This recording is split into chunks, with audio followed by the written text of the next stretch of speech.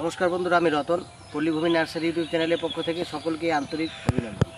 তো যেহেতু বৈশাখ মাস আজকে চলেই যাচ্ছে, সামনের জ্যৈষ্ঠী মাস, তো আপনারা যারা সুপারি গাছ লাগাবেন, যারা বাগান করবেন বাণিজ্যিকভাবে, একদম মুখ্য সময় সুপারি গাছ লাগানোর। তো যারা সুপারি গাছ লাগাবেন আপনারা বেশি দেরি না করে আপনারা অবশ্যই আপনাদের বাগানের যে রোপণ করবেন সুপারি গাছ, সেই রোপণ করার প্রক্রিয়া শুরু করে দিন। আর আপনারা এক একটা গাছ থেকে এক একটা গাছের দূরত্ব minimum 6 foot by 6 foot, maximum 8 foot, ঠিক আছে? মানে সায়েন্টিফিকভাবে 8 ফুট বাই 8 ফুট গ্যাপ দিতে হয়, কারণ সেখানে আপনারা মিশ্র চাষ অনেক কিছু চাষ করতে পারবেন। আর অবশ্যই যেন বাগানটা রোদে হয়, যেন যে জায়গায় লাগাবেন যেন রোদ থাকে, আর মাটিতে যেন জল জমে না থাকে। যে জমিতে লাগাবেন সেই জমিতে যেন জল জমে না থাকে। আর যারা ডুয়াপ নেচারের একটু খাটো প্রজাতির বা একটু খাটো টাইপের গাছ খুঁজছেন, যে খাটো বা গোড়া গাছের গুড়ি যেন মোটা হয়, তো এই যে বাগানটাতে দাঁড়িয়ে আছি, এটা কিন্তু একটা খাটো যাতে যে গাছটা গুড়ি মোটা হবে, এই জাতের একটা গাছ।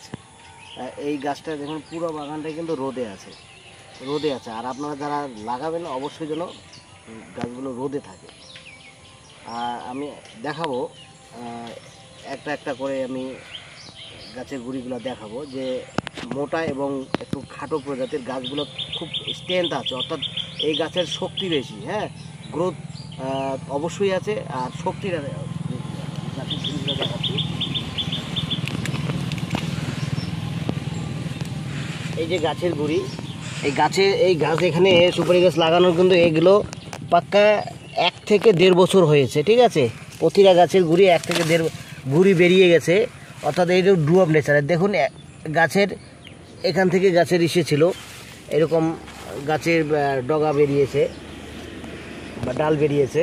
তো আপনারা অবশ্যই এরকম ডুয়াপ নেচারের চারা যারা খুঁজছেন আপনারা যোগাযোগ করতে পারেন, ঠিক আছে? আমি দেখাবো যে এখানে আরও ডুয়াপ নেচার, অর্থাৎ গুড়ি মোটা, গুড়ি মোটা খাটো প্রজাতির হেলদি গাছ আরও দেখাচ্ছি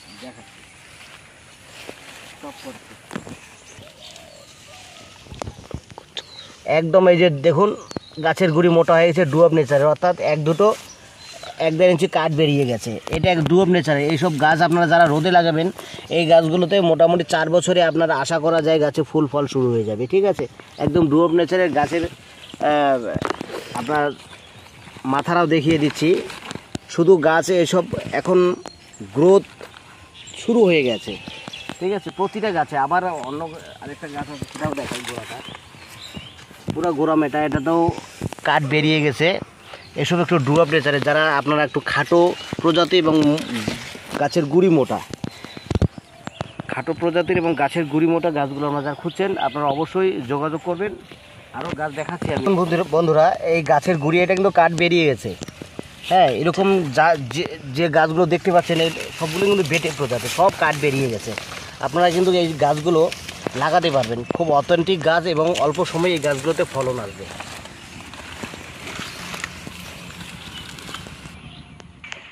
তো বন্ধুরা, আপনারা দেখতে পাচ্ছেন আমি একদম গাছের গোড়া থেকে গাছের ডগা পর্যন্ত দেখিয়ে দিচ্ছি।